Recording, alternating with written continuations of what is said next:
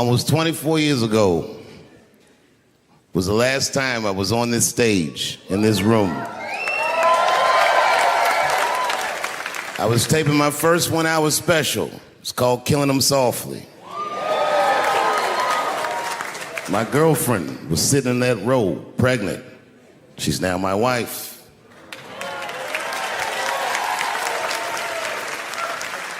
The baby that she was carrying, my first child, I smoke weed with that nigga now.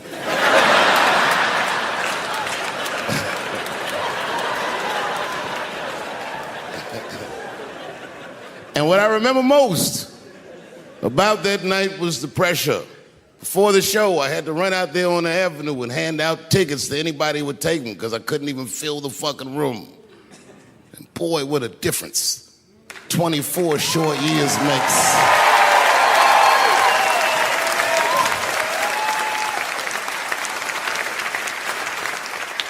And right before that time, my father had died. He never lived to see me do it.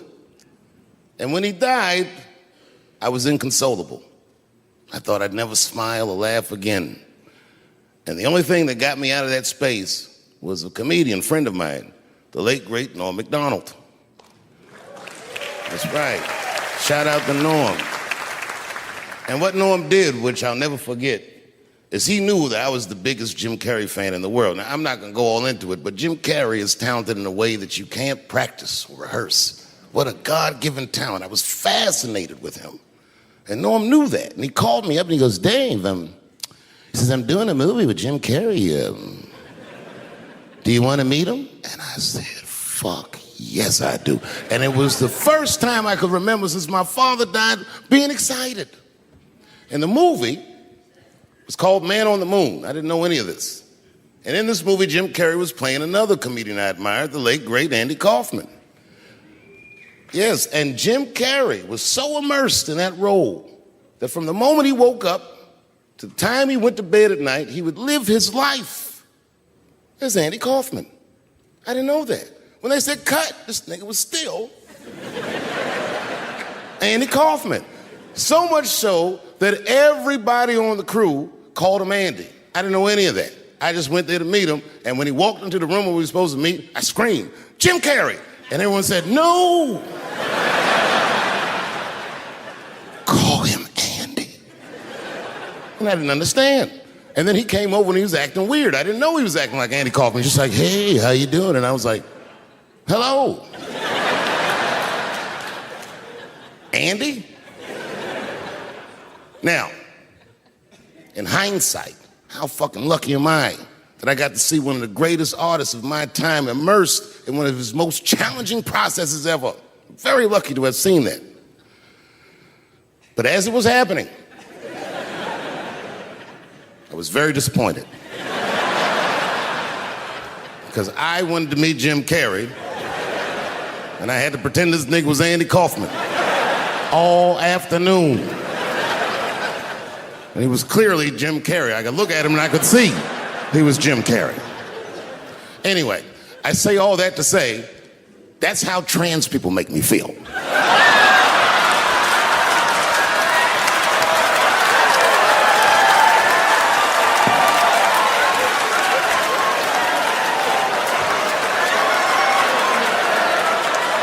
Here we go.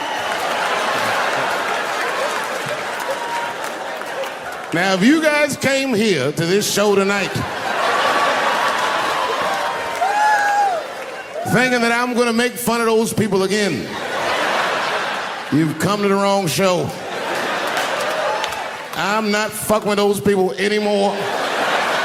It wasn't worth the trouble. I ain't saying shit about trans people. Maybe 3 or 4 times a night, but that is it. Tired of talking about them. And you want to know why I'm tired of talking about them? Because these people acted like I needed them to be funny. Well, that's ridiculous. I don't need you. I got a whole new angle. You guys will never see this shit coming. I ain't doing trans jokes no more. You know what I'm gonna do tonight? Tonight, I'm doing all handicap jokes. Well, they're not as organized as the gays. And I love punching down. There's probably a handicap in the back right now because that's where they usually make them sit.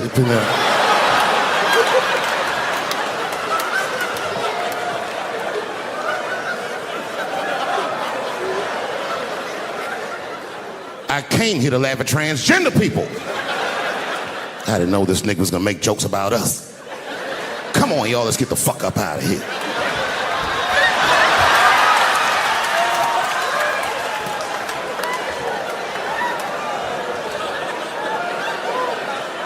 Yeah, it's about time somebody let these handicaps have it. They done met their match tonight. Fuck them. One time I was on Capitol Hill, and I seen a handicapped congressman. Madison Cawthorn, that's his name.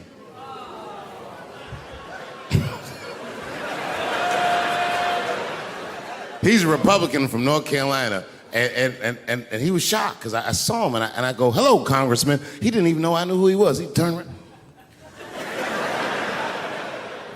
Then I just walked away. I wanted him to see me do something he couldn't do. I skipped. That nigga was mad.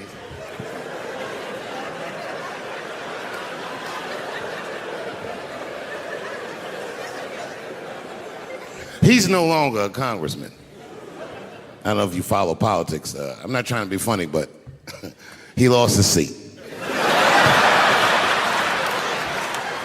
He ran a bad race. Oh, buddy, yes, he did. And you know what he did wrong? He was running for Congress again, and this motherfucker tried to be controversial. He was on all them right-wing podcasts talking all that shit. He was like, Washington is worse than Hollywood. I was at home like, what? He said, these people are disgusting. They have orgies and sex parties and drug parties. And I was thinking, this nigga sounds like Juicy Smouye. He's lying. Now, I don't doubt that they do this kind of shit in Washington. But I doubt he's seen it with his own eyes. Because who the fuck invites a paraplegic to an orgy? So this nigga can roll around and snitch on everybody.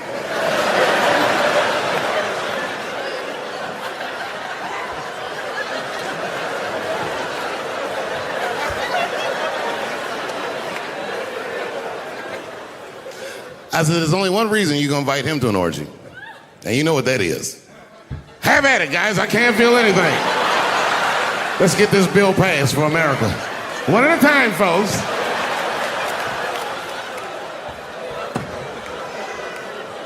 Oh, buddy. Yep. Yeah, the handicaps are the new people I punch down on. To be honest with you, I've been trying to repair my relationship with the transgender community because I don't want them to think that I don't like them. And you know how I've been repairing it? I wrote a play. I did, because I know that gays love plays. It's a very sad play, but it's moving.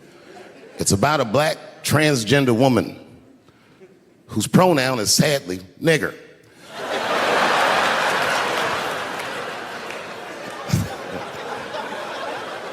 It's a tearjerker. At the end of the play, she dies of loneliness because white liberals don't know how to speak to her. Sad. Speaking of nigger, I've also been working on a book, and this is true. I'm rewriting the American classic, Huckleberry Finn, from Nigger Jim's perspective. It's called The Adventures of Nigger Jim.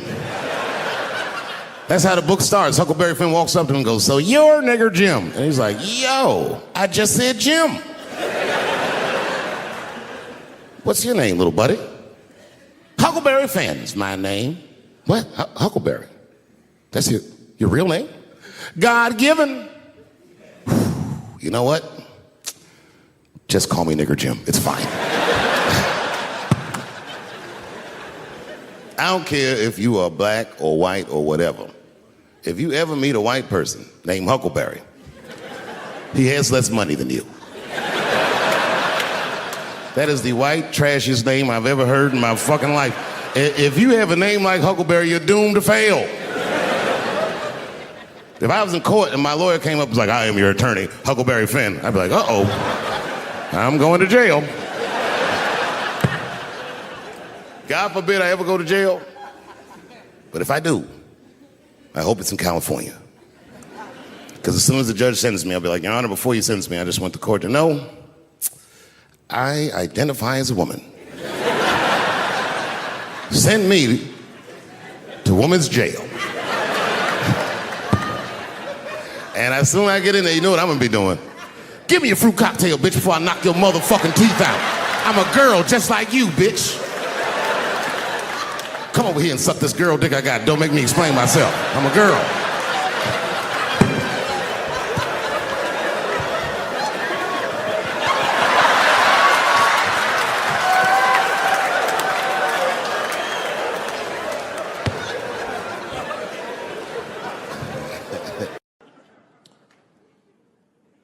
The second time I met O.J. Simpson,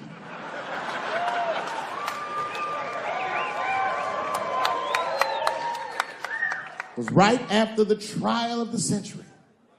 There I was, now a young man of probably 23. O.J. Simpson was the most famous or infamous face on planet Earth. I was in a restaurant in Beverly Hills with my agents. I wasn't alone in the restaurant, but I was alone. I was the only black person in the restaurant. And in the 90s, that felt very uncomfortable. Now I tend to enjoy it at this age.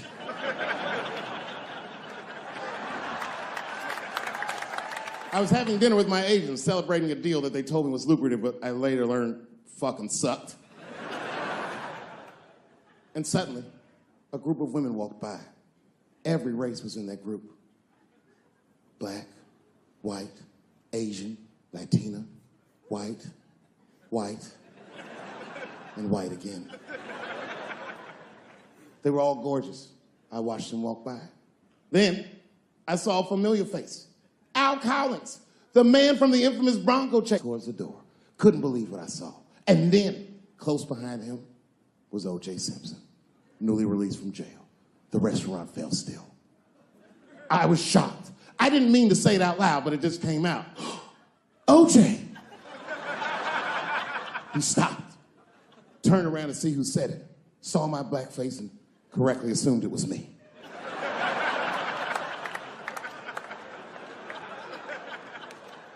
I was sitting in the corner of the booth. He leaned over all the white people I was having dinner with and shook my hand. How are you, young man? He looked in my eyes, and I could see in his eyes that he didn't remember meeting me the first time. And then he walked away. And I looked back at my agents, and all of them had nothing short of disgust on their faces. And the only one with the courage to voice their disgust was a woman named Sharon, who used to represent me. How could you, she said. How could you shake hands with that murderer? I said, Sharon, with all due respect, that murderer ran for over 11,000 yards.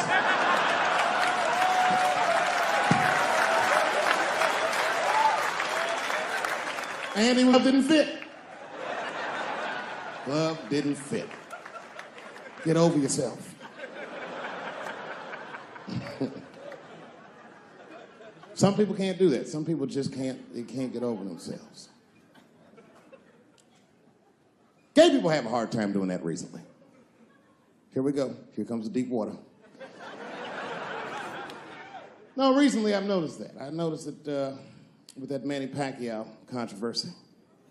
Yeah, no, it was now in the gay community's defense, Manny Pacquiao said some outlandish shit about gay people.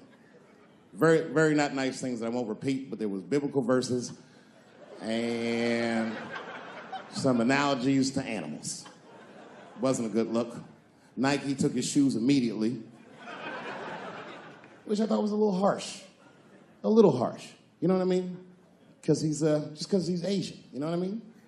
Fuck, you gonna take shoes off Asian dude to appease a gay dude. You know what I mean? No? You don't know what I mean. But Asian people kind of know what I mean. No? No Asians in the front? No?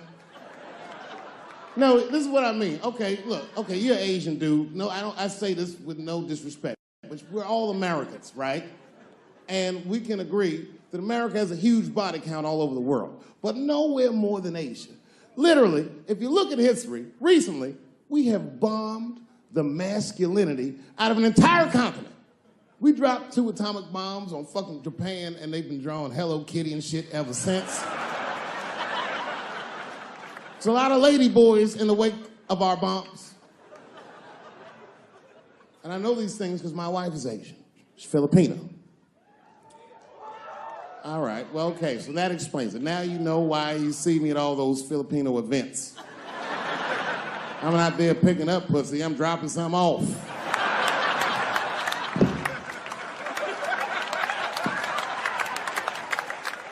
I take my wife to all that shit. I took my wife to see Pacquiao fight Mayweather. We sat ringside, okay? That was a quiet car ride home. That's what that was. But if you know what's popping in the Philippines, you know that they got a whole generation of kids in the Philippines growing up without their mothers. Yes. A lot of women in the Philippines go to the Arabian Peninsula, they come to the United back home, which is still one of the #1 staples in the Philippines economy, money that their expats send back to the Philippines. The men, on the other hand, are left rearing children, twiddling their thumbs, waiting on their wives' checks. These men have been fucking emasculated. And then suddenly, a boxer rises from amongst them and reinstates their manhood with his motherfucking fist. This is not the guy you're supposed to ask, what do you think of homosexuals?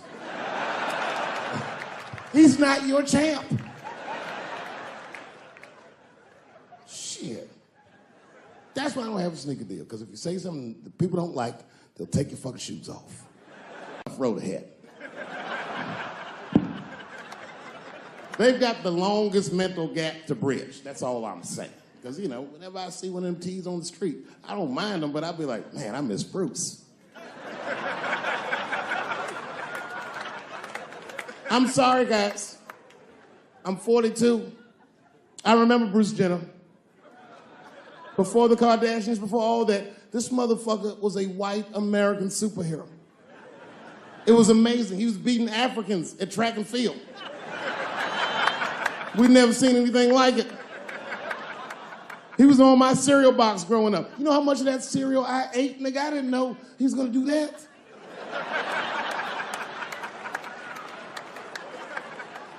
I knew before you guys knew. I heard things on the street in Hollywood. You know, you just be out, see people. Hey, what's up, Kanye? Why the long face? Nigga, you'll see. Got 2 mother-in-laws now. And when I heard he was gonna do it, I was scared. I didn't think the public was ready. I didn't think the media was ready. And you know what? I was wrong. Never seen anything like it. Welcome to the world, Caitlin. So long, Bruce. Hello. Somebody called me a nigga in traffic last Wednesday. It's so long, it takes a minute.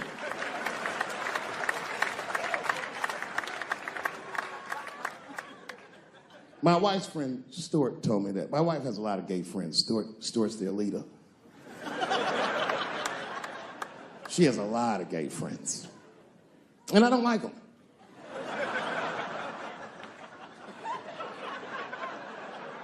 Not because they're gay, I'm just judging them on the merits of their character. They're just not nice dudes. They're fucking rude house guests. They're sitting on my couch, giggling with my wife, eating my motherfucking macaroons. And I come in, they act like the party's over. Hey, Stuart, what's going on? This guy talks to me the way a cat would speak if a cat could talk. Hi, David.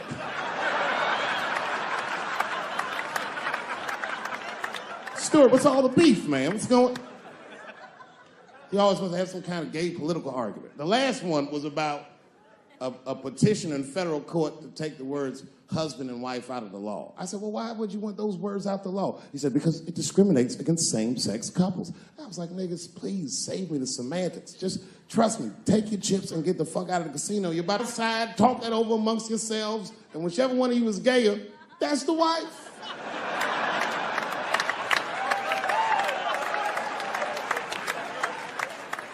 No, Stuart didn't like that. Stuart educates me about this movement, you know what I mean? I didn't even know shit about it. He told me it's called LBGTQ.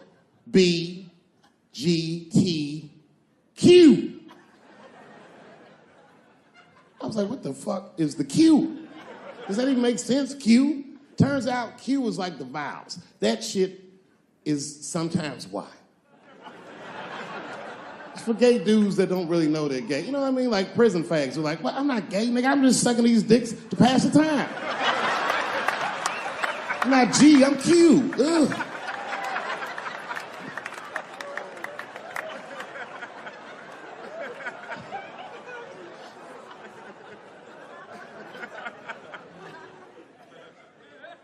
I think, okay, again, of all those letters, the T has the toughest road ahead.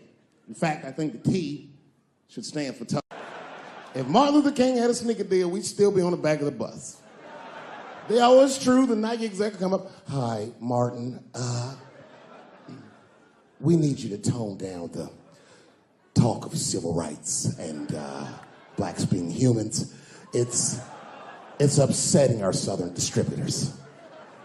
But I don't understand. I thought that's why I had a sneaker deal in the first place. Not quite. Really, it's a walking shoe, and we like the marching, but try to understand. Fuck that shit. You know, I get it, though. I understand why gay people are mad, and I empathize. You know what? I'm just telling you this is a black dude. I support your movement, but if you want to take some advice from a Negro, pace yourself. These things take a while. Just because they passed the law doesn't mean they're going to like you. Brown versus Board of Education was in 1955. I was shocked. Is this happening? Wait a minute. Is this a time in American history when an American can make a decision for themselves, and even though other Americans don't understand it, they'll support it and let this person live a happy life? Is this what's happening? If it is, then good for America. That's Dave Chappelle, the American. Although Dave Chappelle, the black American, he was a little jealous. I was like, how the fuck are transgender people beating black people in the discrimination Olympics? If the police shot half as many transgenders as they did niggas last year, it'd be a fucking war in LA. I know black dudes in Brooklyn, hard street motherfuckers that wear high heels just to feel safe.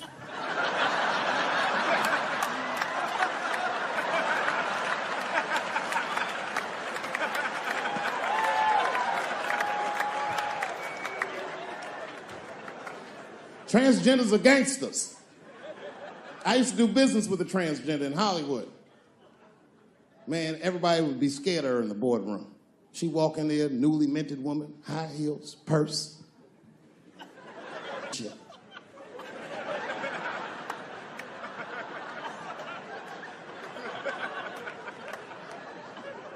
And then she walked to the head of the conference table, stare at us all, reach in her purse, and pull her old dick out and throw it on the table. Let's talk business, gentlemen. Ah!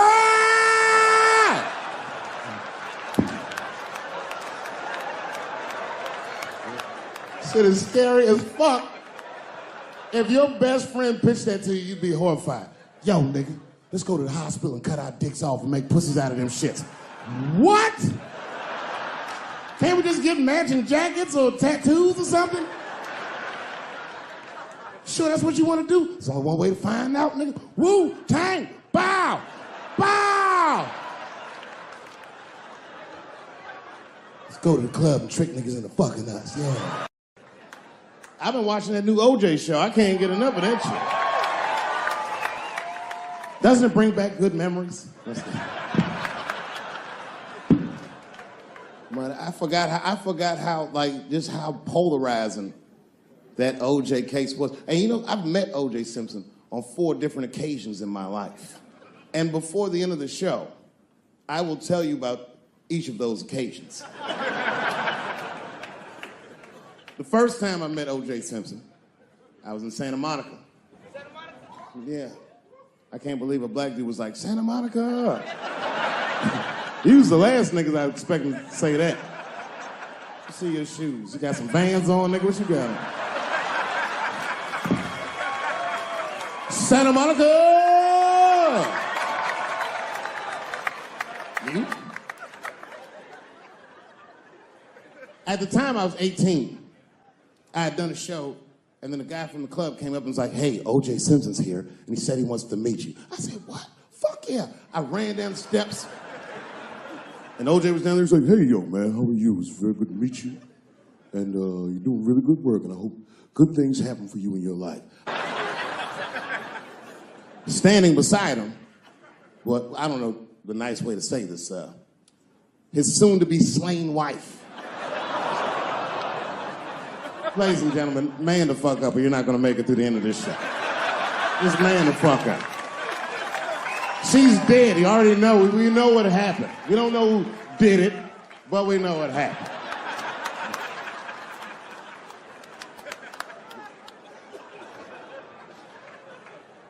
I should tell you that woman was very nice to me. She actually embraced me.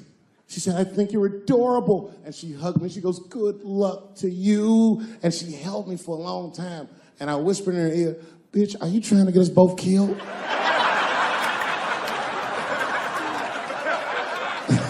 I'm just kidding, I didn't say that. But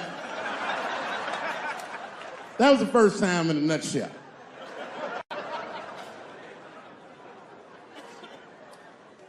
It's good to see so many different people here from so many different ethnicities. Very diverse crowd.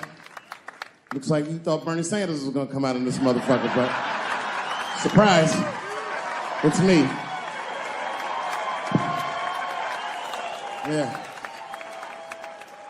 Yeah, no, you know, I'm happy really to see black people come. You know, a lot of black people don't fuck with me like they used to. But there's a lot of reasons, a few reasons you don't see black people at my shows. One is because obviously black people have slower internet connections. I mean, that would be my guess. I don't know what. Actually, my own actions drew a wedge between me and the community I hold so dear. A couple of weeks ago, I was supposed to be in Flint, Michigan for a charity benefit that was supposed to raise awareness for the appalling condition of the water in Flint. I don't know if you know this, but the water in Flint is fucking poisonous. It's actually making people sick. I mean, Hollywood people like, so what? At least they have water. This water's fucked up.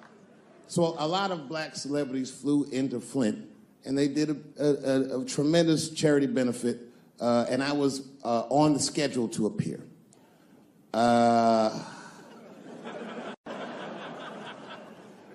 So the reason a lot of people haven't heard about this benefit, it was the same day as the Oscars.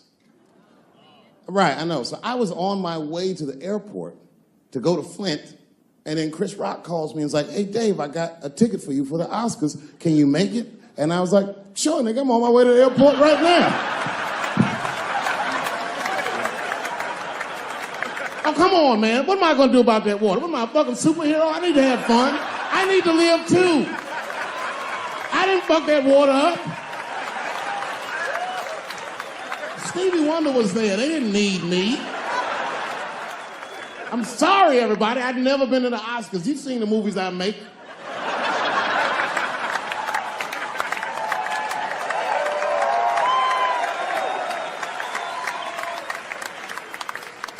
I was excited as fuck. I knew I was going to get in some trouble because when I was walking in the red carpet, the black press came after me.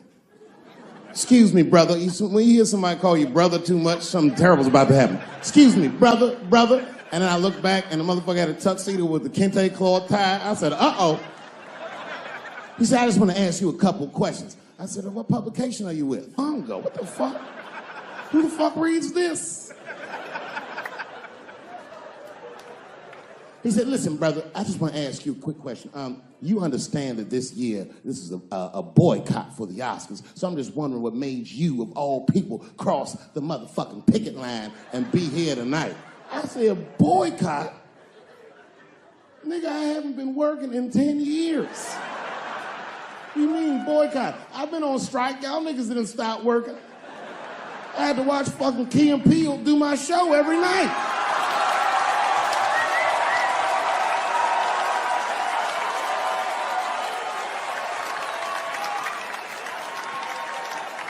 Fuck the Daily Bongo is what I said. I went to Oscars and had a wonderful time. I went in that fucking green room. It was filled with so many stars, I couldn't even believe what I was seeing. Hollywood was seducing me all over again.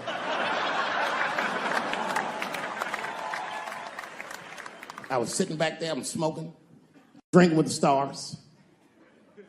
And then 2 Hollywood movie producers came over right to me. Oh my God, Dave Chappelle, said the leader one. He was obviously gay. Some guys you can just tell. The other one seemed like a money guy, like maybe he was from Texas or some shit. But the gay one was definitely the leader, because he did all the talking. And then he hit me with, so David, do you have any movie ideas that you would like to pursue? The truth is, I don't. But if you know the game, you're not supposed to tell motherfuckers you don't have ideas. I was like, yeah, man, I got plenty of ideas. And he called my bluff. Really? Like what? Huh?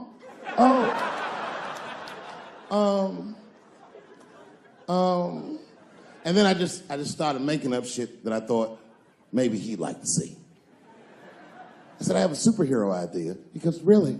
I go, yeah, he's a gay superhero. He was like, really? What's it called? Huh? Oh, it's called Same Hero, New Boots. It's about a gay sous chef in San Francisco. When he's taking out the trash, and he's blessed with powers beyond his wildest dreams. Supersonic, gay kind of powers. And he starts saving everybody in San Francisco. But at first, he only saves gay people. Later, he saves everybody, and the whole city just falls in love with him. The only problem is, no one remembers him when he saves them. Well, I don't understand. Why wouldn't they remember him? I said, because, dummy, he's gay. He keeps changing his outfit. People come up, thanks for saving, mister. What's your name anyway? And he's like, same hero, new boots, and that motherfucker flies away.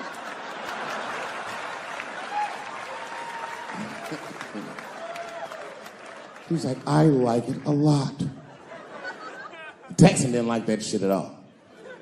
He was upset. That's impossible, gay superhero. I said, what? Well, I have others.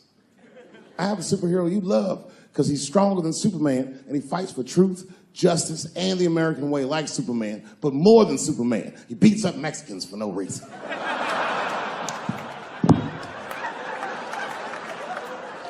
The Texan's like, you got my attention. Do all this great shit. Only problem with this guy is he can't even activate his powers unless he touches a woman's vagina. Not a long touch, just a couple of pats.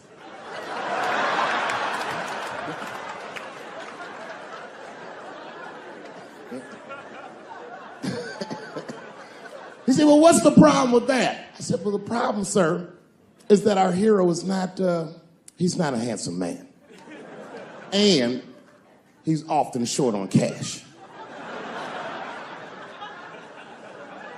So whenever trouble breaks out, he has to run around the city and convince women to let him pat their vaginas. Please, miss, that building's on fire. Can I pat your vagina quickly?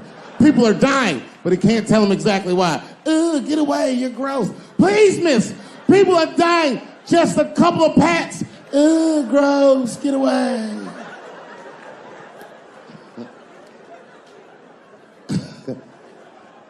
So he rapes them. I know. That's the dilemma for the audience. Because he rapes, but he saves a lot of lives. And he saves way more than he rapes, and he only rapes, but he does rape. I didn't realize it, but the whole green room was looking at us. All the celebrities were disgusted. That guy from Texas was like, here's my card. Call me on Monday. That worked out.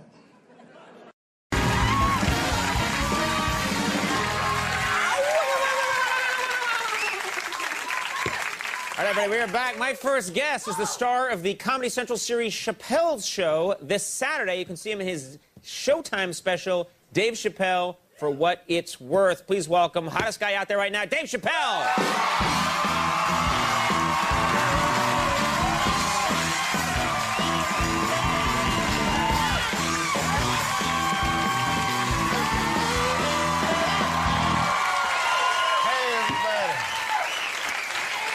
Man.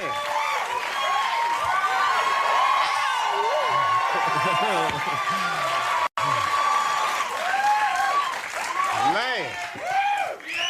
Dave, to be... here we go. To be fair, some of that was spillover from my monologue. You better keep them dancers ready. I got nothing tonight, buddy. How are you? I've been. You know, when I wear that shirt, I don't get away with it. You know what? Hi, everybody. Yeah. That's right. How are you? I'm great, man. You're great. You're doing it's just amazing. First of all, I'm blown away by what's happened to me this summer. It's been incredible. Yeah, and I don't want to embarrass you, but that's part of my job. You made this deal everybody's been talking about, and no one deserves this more than you. Sometimes people in show business make these deals, and you think, that's scum. But, Eric Estrada, what? I'm after Estrada. He's getting away with murder. But no, but you made this deal, Comedy Central, huge deal, $50 million deal. Everybody's talking about it. What are you going to do with that money? How has this changed your life? Nothing's changed, man. I spent $100 grand on leather pants. But you were probably doing that before. I mean, yeah, it's all the same. I've been giraffe shopping with the Jacksons. But other than that, just the usual stuff. It's just that my old friends aren't into giraffes like I am now. Right. They can't keep up with me. They can't keep up with you. It's just a difference. What about offers to do movies? You know, I mean, I know you've done movie work before, but now you're this hot, the phone's got to be ringing off the hook. It's funny, because before I wasn't getting any movie offers, and now I get a lot of offers for, like, bad movies. Mm-hmm. Like those Planet of the Apes type roles. What? You saw that movie, Planet of the Apes, with Mark Wahlberg. The remake, yeah. Well, yeah, they're both racist to me, man. Like, the first one was like, you know, just get your damn dirty ape hands off me. I'm like, oh, come on, what are you really talking about? Or like, and then I see the new one, I'm thinking, this is a more progressive time, this will not be as racist. And then they had the apes was setting the dinner. Yeah, I'm not even making this up, they was eating watermelon. I was like, oh, come on, man. So the apes was eating watermelon. And then, like, later on in the movie, they're running from the apes and, like, running the water because the apes can't swim. Which is like, oh, word, obviously these apes can talk, but they can't swim. And then at the end, it's like, when I seen the ape smoking a Newport, I just got up and... Yeah, you're right. That's not good. That's another thing that's changed since I made all this money. I stopped smoking menthol. There you go. I didn't stop smoking, but I don't smoke anything that they market to black people. Really? That's where the poison is, as far as I'm concerned. I can't make it that easy, baby. I keep them confused. I'll smoke stuff like Virginia Slims. I look at the box like, nobody's gonna hurt this white woman. Give me 2 packs of Virginia Slims. It's not right. Smoking is bad, everybody. Kids, if you're watching, don't smoke. But it's pretty funny to talk about. Yeah. Now, I don't want to pry, but I'm going to take a shot at this. Who are you going to vote for in this election? You know, it's funny. I was really into Kerry. Mm-hmm. Then when I got all this money, now Bush is looking a little better now that I got this money. I'm torn. It changes. I mean, I'm black, yet I'm rich now, so I just, the feelings I have inside, I don't know. Oh, what are you gonna do? Which one of these white people gonna take care of me? You're gonna be in that voting booth with your Virginia Slims, thinking about it. In my leather pants and ascot. Giraffe's gonna lean in. Hurry up! Let's go. Now, are you gonna be a charitable person now? Is this gonna, you know, and maybe you were before, but do you think you're gonna try and help the people around you? Well, since I've joined the Republican Party, no, I'm not. That's good. That's good. They'll take care of themselves. Nah, man, I'm pretty charitable. There was, matter of fact, there was a guy that used to live in front, and he wasn't even, I shouldn't say lived, he was homeless, obviously homeless. He used to stand in front of my apartment. And one night I was coming home from shooting late, and I saw him, it was cold out, he's shivering. So I just gave him $20. Which is something I didn't think about. Just get something to eat, man, whatever. And he was so grateful. I'll never forget. He was just like, thank you, brother. This means a lot. I'll never forget you. And people say that all the time. This guy never forgot. As a matter of fact, he came to my house every day after that. Knocking on the door, he's like, come on, man, I just need some money. I could get something to eat. And he's shivering. I'm like, come on, dog, it's July, for real. What you want? He's like, I'm hungry, please. So he's hungry. I'm not going to turn away a hungry person.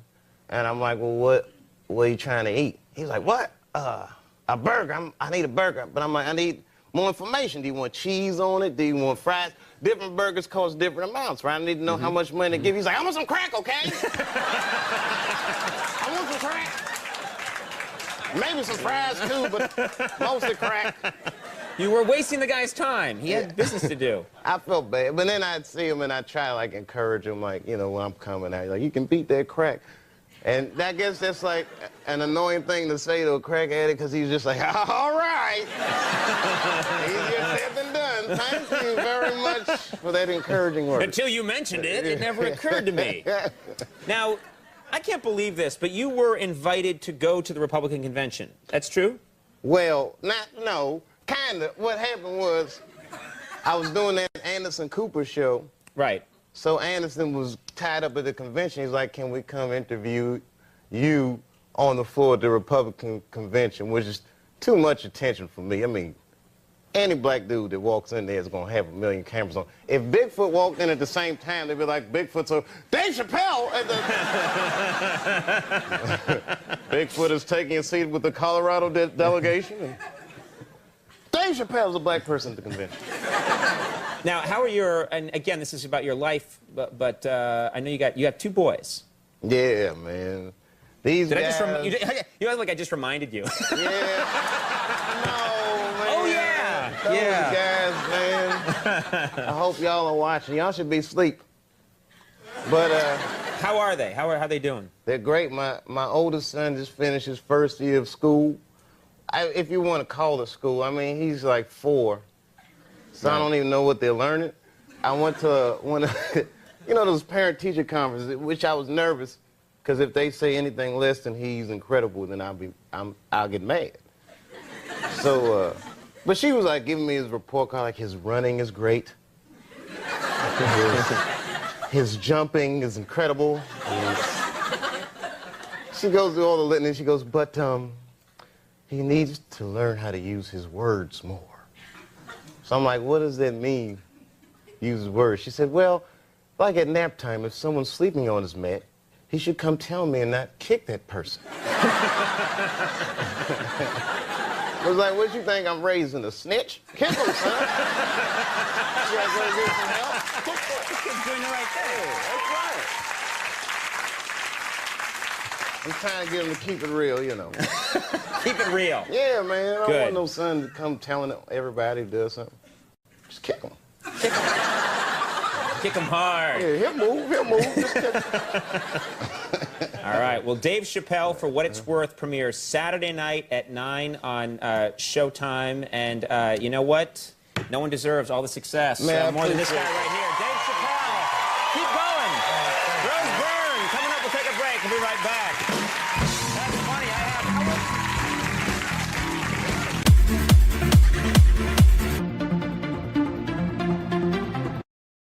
having this discussion not so very long ago with Jerry Seinfeld, he said that when he's in a situation where he senses that things are not going his way is when all he does is rely on the material. He doesn't worry about anything else. He just goes right on with his material, and sooner or later he will prevail. Do you have that experience? Not at all. No.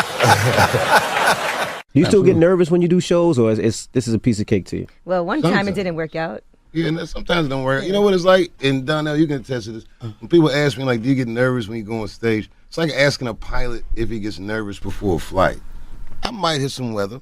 Some turbulence. Yeah, I might hit some weather, but I feel like normally we land the plane. I don't think we've ever not landed. Maybe Detroit, but other than that was time. I mean, you know, being a celebrity, your realm of getting in trouble is worse than the average person. Mm-hmm. You know what I mean? Like, the average dude got to go out and look for trouble. I'd be sitting around mind my own business, and dude come up, hey, man, you're Dave Chappelle. I'm like, yeah, what's up, man? Hey, I got 12 naked bitches in a hot air balloon. You trying to roll with me? This game has gone off the rails. It's insane to have you do control of your show. I'm not losing control. I hope not. It's too late. It's too late now. Yeah, don't lose your show. Yeah, here we go. I feel very lucky that I got to know him. Mm-hmm.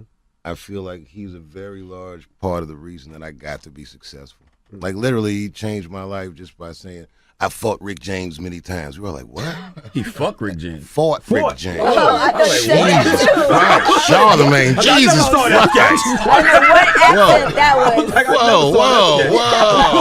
I don't normally do this, but it was Jessica Simpson. I said, let me just see, you know, what's going on. So I went up, I'm like, hi, Jessica Simpson. I didn't know what to say. I'm like, my name's Dave Chappelle. I was like, I'm on TV too. Yeah. And she was like, I know who you are. And I was like, I knew it, bitch. I didn't say that to her. So did you go to a psychiatric hospital? In South Africa? Yeah. Who? I'm only asking because I need to ask. I gotta get people thinking, all right, who goes from America to Africa for medical attention? The reason most people have a show and then don't have a show is because they say, well, we don't want you to have a show anymore. But that wasn't the case here. The case here was I guess you said, I don't want your show anymore, and you took a hike. It's worse than that. It's worse? Yeah. Well, now, are you tired of talking about it? It's 10 years, of course you're tired of talking about it. I don't talk about it. It's like, you know, I just, you know. Listen, here it is. Technically, I never quit. I'm 7 years late for work.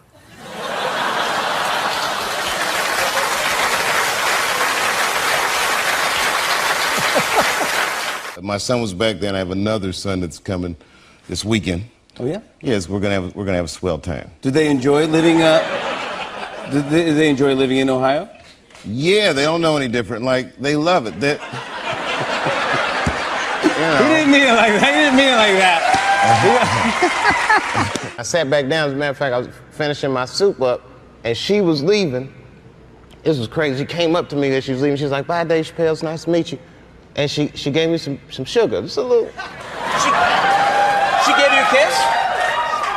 Yeah, which was crazy, because I opened my mouth a little bit. I was in Portland, Maine. Mm-hmm. Oh, do you remember that? And, yeah. And I was walking in the mall, and I guess you guys had been there an hour before me, so they just thought I was like a lost route. They were like,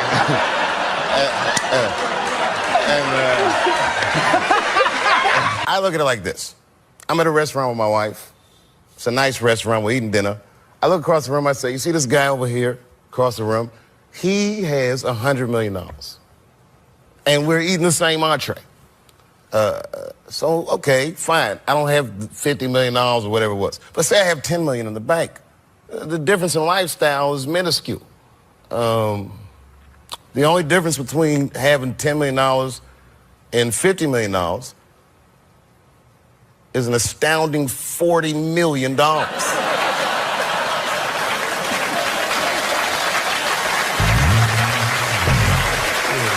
old were you when you started? I was 14. Your mom let you go gig at 14? She used to have to take me in the beginning.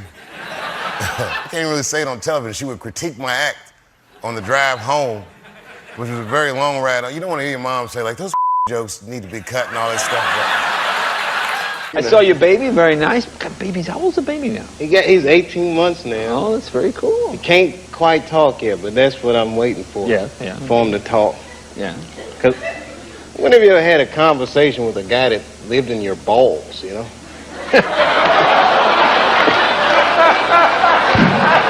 Thank you. Good night, everybody. See you next week. Thank you. The vagina is stronger than money.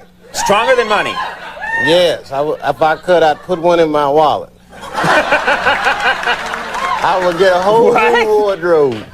And then I go to pay for it and say, this is going to be cash or charge. And I say, I'll pay with my vagina. You just take that in the bank and process it.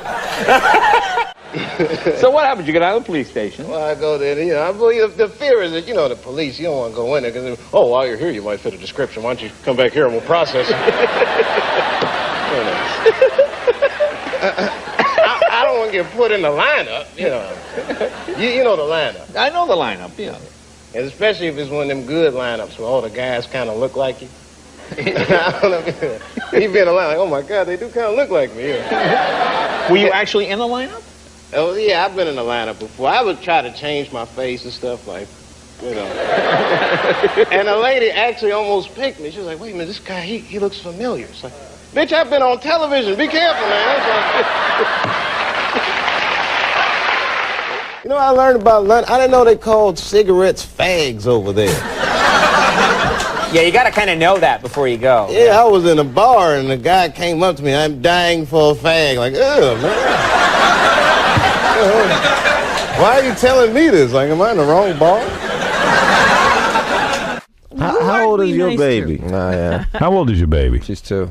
Oh, okay. She's too old for my baby to fight. To fight? Yeah. What are you talking about? I like baby fights. I like to put them. I like to have them in there with other babies and just mix it up. She's the wrong weight class. The whole Black History Month, I was down south.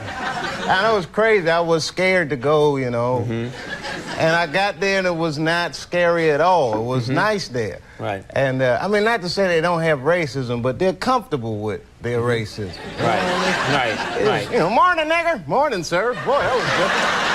How old were you when you made your first TV development deal? 19. My mother and my grandmother were freaked out. You know, I was the first person in my family not to go to college that had not been a slave. Right.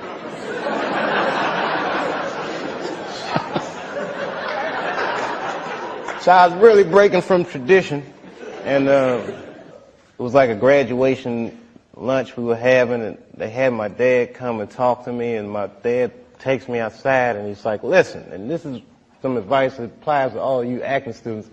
He says, to be an actor is a lonely life. Everybody wants to make it, and you might not make it.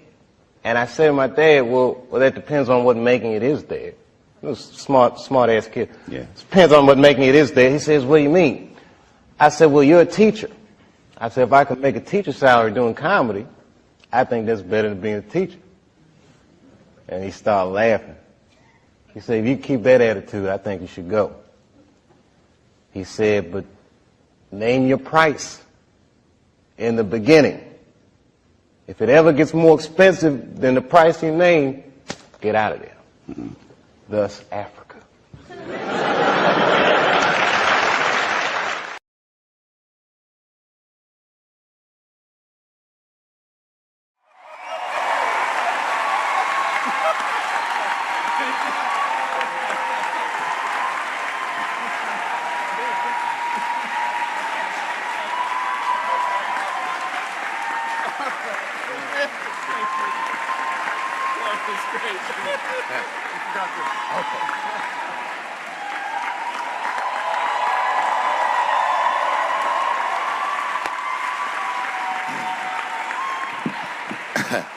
Man, I gotta tell you, when I was sitting here watching what all the other honorees have done with their lives, I started feeling like shit. Like, this is terrible.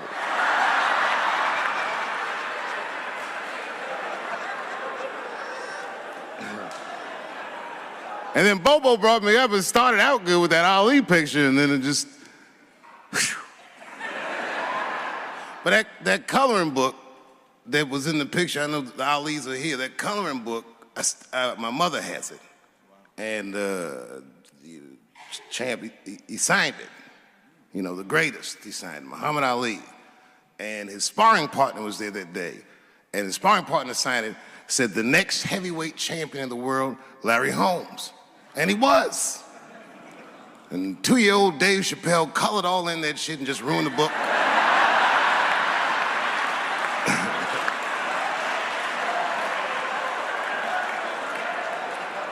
But I remember part of the book that I remember real vividly, because I asked my mother about it when I was a kid. There's a part where there's a picture of Ali throwing his Olympic gold medal into the Ohio River. That's why it's so weird for me being here. You know, both my parents were very brilliant. My dad went to Brown in 1955. That's right. He told me at the time he was one of 3 black students. He said one of the guys got accused of a rape that he probably didn't commit. And the other guy killed himself, and Dad said, and I left. And see, that's what makes us Chappelle's great. We know when to quit.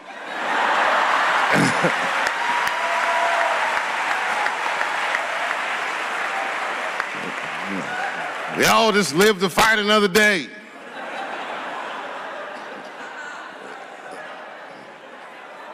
I gotta say, I'm very honored to be here, and I'm very honored to be here with the other honorees. Really, I'm like very humbled by you all, the work that you do, and you all make me want to be better. All of you.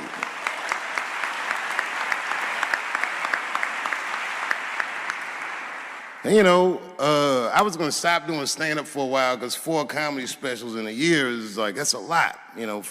But you know, shout out to my colleagues in comedy. I just want to say that in a way, this for me belongs to my mother primarily, who was an African American studies professor, and a lot of the content that I say, she raised me well. I'm not an uninformed person. But also, you know, my colleagues in comedy, like comedians have been getting beat up pretty bad recently, and we're somehow nowadays expected to speak with the precision of attorneys or politicians. We are not. I always think of James Baldwin. You know, James Baldwin was one of my favorite writers because he managed to tell white people what they feel like to be around.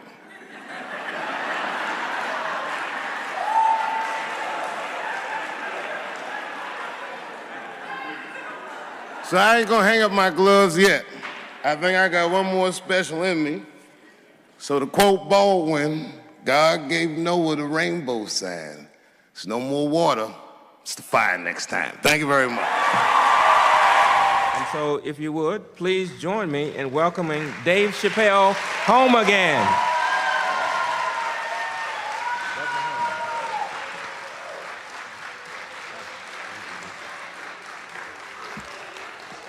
Oh, thank you. You know, I speak for a living, and I'm a little nervous today. I wanted to say thank you, Mr. President, and thank you, Bishop Green, and thank everyone at Allen University for hosting me today, because it feels special, right? When I think of this great-grandfather that I've heard about in my life, but never actually touched his legacy. So it's like the product of his loins coming to meet the product of his work. And it's an important day for me personally.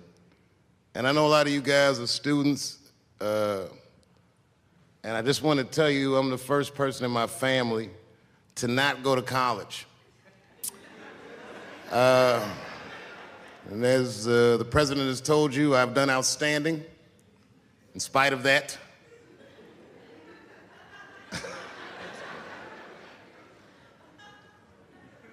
But one thing I did want to say, and one thing today just made me think about, for all the things that I've done, I'm most renowned for what I didn't do.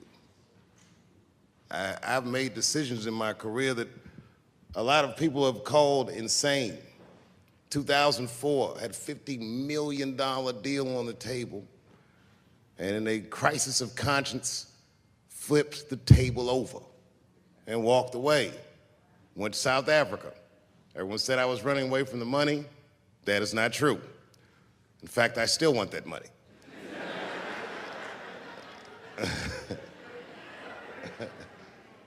The idea that I wanted to just share with you guys is the idea that sometimes you do what you think is best, whether anybody understands it or not. I heard a story about my father where someone told me he used to do statistics for a company in D.C. The company he did statistics for started doing business with the South African government, so he quit his job. It's caused a lot of problems between him and his wife. It's hard for a man when he can't provide for his family the way he wants to, and he suffered through it. And a generation later, when I had my crisis of conscience, I was able to go to a free South Africa and get away from the heat. This idea that what you do in your lifetime informs the generations that comes after you is something I keep thinking about, something that is so much bigger than just ourselves. And today I'm standing in front of you guys, and I know you guys are like, oh, I know you're bored. But I see family of mine in the front row some who I've never met, and I just realize how all of us are connected. That my great-grandfather built something more substantial than buildings. He built a community, and he built, more importantly than a community, he built a way. You know, so I'm very grateful. Very grateful. Hello, police. I just saw him saying, you know what I mean? He's standing over like, so this is what black people talk about.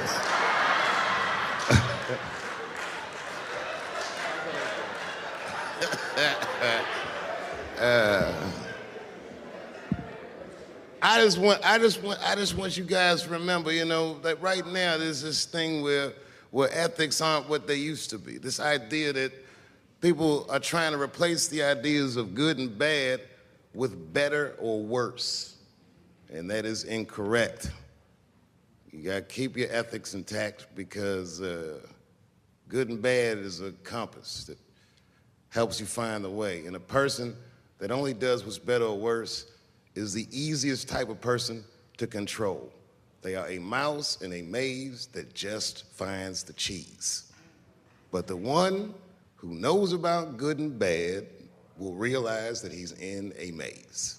So, that being said, I just hope that all of you guys transcend whatever you see as your obstacles and that you live outstanding lives and that you stay connected to your communities because you have so much power there, and that you grow your communities and you diversify your communities, and that you don't let anybody tell you you can't or to be afraid. It's okay to be afraid because you can't be brave or courageous without fear. The idea of being courageous is that even though you're scared, you just do the right thing anyway.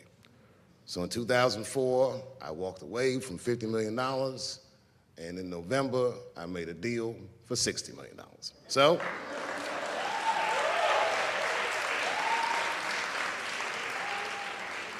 although I am not the most famous comedian of my time, I would like to know what their great-grandfathers did. I'm very proud today. Thank you very much.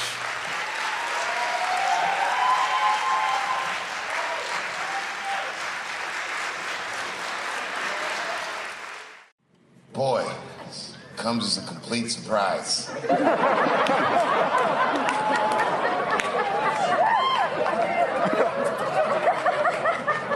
I mean, I read all the reviews, and they said so many terrible things. They were embarrassed for me. I had lost my way. It wasn't even worth watching. I hope all you critics learn from this. This is a teachable moment. Shut the fuck up forever.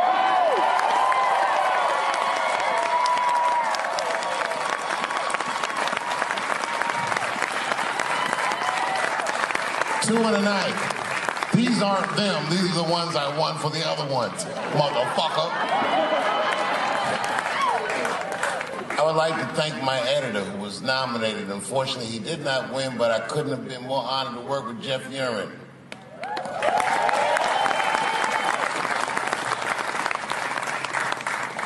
Stan Lathan has been directing television since 1968.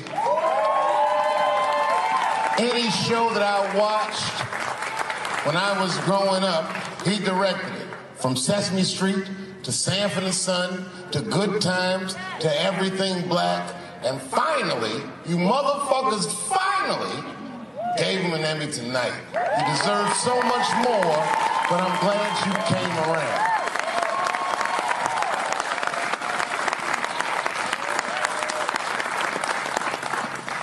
I'd like to shout out all the other nominees tonight. Tiffany Haddish and Patton Oswalt and Hannah Gatsby and Brother Mulaney. You guys are an inspiration to me, and I'm honored to be nominated with you. I'm sorry that you didn't win tonight, but who gives a fuck anyway? It's a special night because comedy gets to be itself. It's all we've ever wanted. I hope the war is over. We good? And as always, I'd love to thank my wife, Elaine.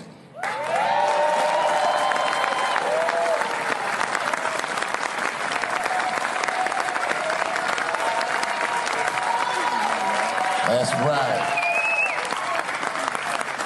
Elaine has been with me for the last 25 years and had to endure the pains of living with the greatest comedian ever. See you on Monday. Thank you very much. Good night.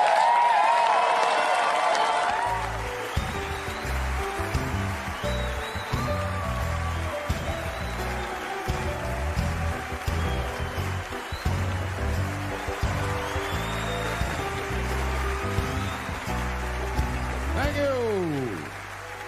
Thank you. Thank you. I like not knowing what's going to happen. I like making memories. Sometimes I do all this crazy shit around my colleagues just so that they can tell their friends I did it. But rather than talk about myself, just briefly, I want to just talk about my genre.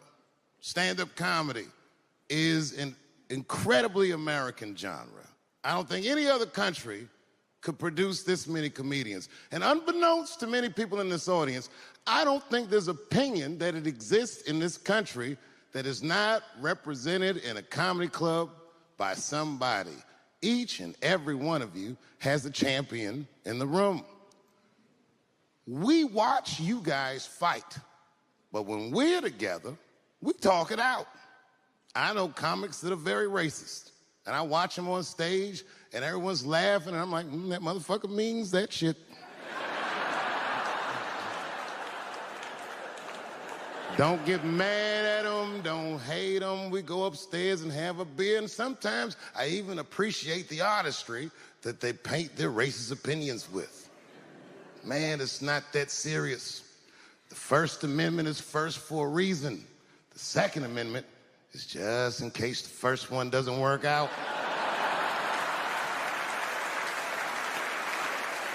We gotta let some air out of the ball, man. The country's getting a little tight. It doesn't feel like it's ever felt in my lifetime.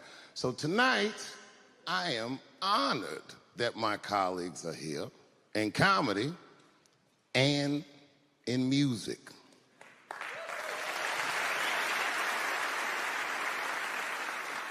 And I want everyone in America right now to look at me. Look at me smoking indoors. I didn't ask anybody, I just did it. What are they gonna do? Kick me out before I get the prize? No, nigga, this is called leverage.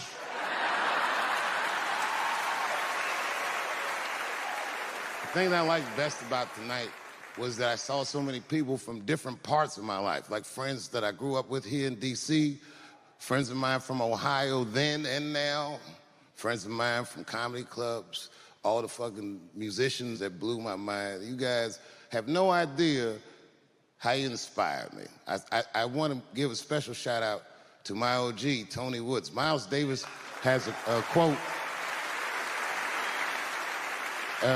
It's one of my favorite. Miles Davis said so much cool shit, but one of the things he said I always loved, he said, it took me years to learn how to play like myself. You know, he would watch other musicians and he would try to play like Dizzy or Bird, or all the guys who were great. Tony Woods was my Dizzy and Bird if I was a Miles. I was trying to play like you. You were the first person I ever saw do it absolutely right. You were fearless and you told the truth. There's something so true about this genre, when done correctly, that I will fight anybody that gets a true practitioner of this art form's way, because I know you're wrong. This is the truth, and you are obstructing it. I'm not talking about the content, I'm talking about the art form. Do you understand? Do we have an agreement? And what I really wanted to say tonight, and I'm glad I get the platform to do it, I'm gay. I am gay, and I can't wait to see what this does for my career, being gay like this. So many special shout-outs. One of the main architects of the comeback of the century, my brother and my mentor, the mighty Stan Lathan. I never dreamed that I would be able to work with someone as great as you. These last 5 specials, straight fire. I wouldn't want to do another special with anybody else but you. So eat your motherfucking vegetables and live as long as you can, because we doing a few more of these bitches.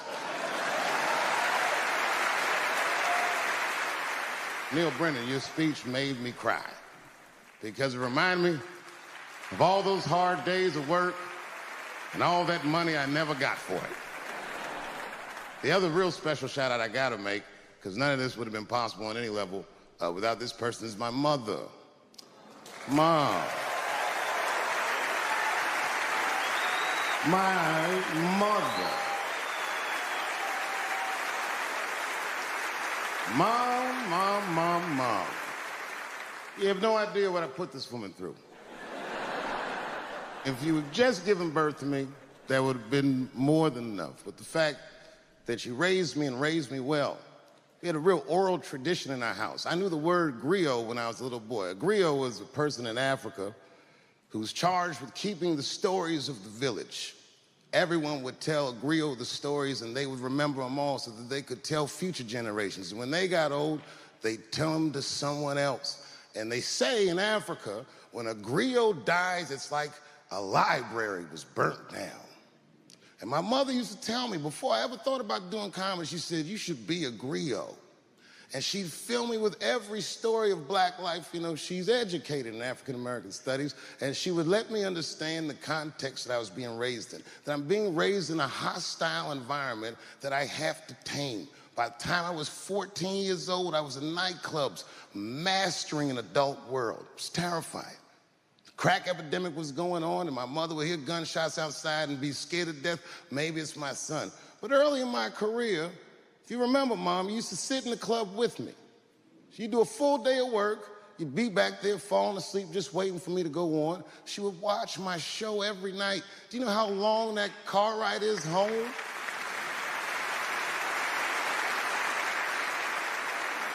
How many of you have ever heard your mother say, pussy jokes were a little too much tonight, son?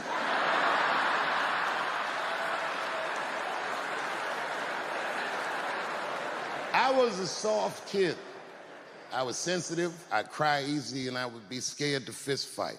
And my mother used to tell me this thing, I don't even know if you remember, but you said this to me more than once. You said, son, sometimes you have to be a lion so you can be the lamb you really are. I talk this shit like a lion.